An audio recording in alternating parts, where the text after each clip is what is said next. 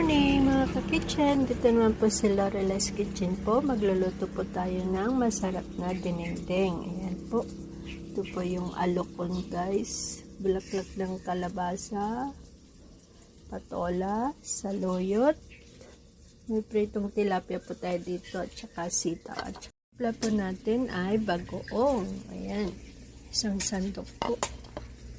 Tapos may luya pa tayo dito guys. Ito yung luya natin, lalagay natin. Okay, let's get started. Lupa ako ng tubig guys. Ngayon lagay natin yung luya. Pakulin lang muna natin. Natin yung bagoong po.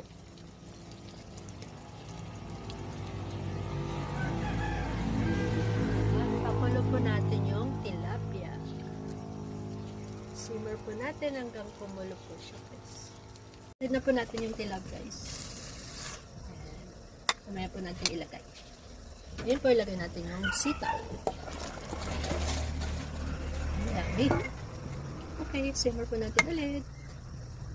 Okay na siya guys. Lagay na natin yung patola.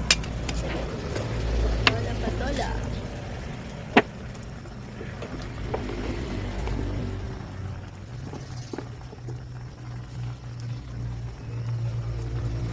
Ito ng konting magic sarap para pangpasarap po ang ating gulay. Dip po natin and simmer for 1 minute.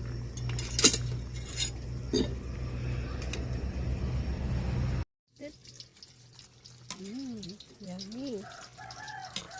Mix lang po natin guys, then lagay na natin yung saluyot.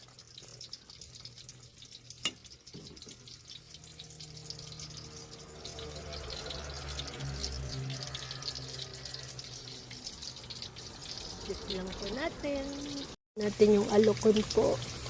Ayan. Bulaklak po ng kalabasa. Ang dami.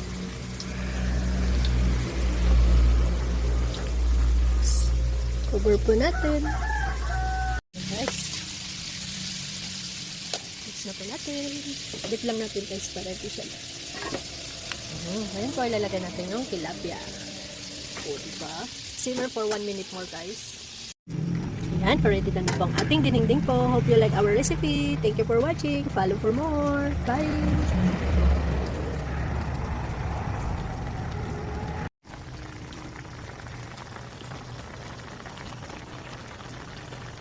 At na po natin yung flame. Ready na po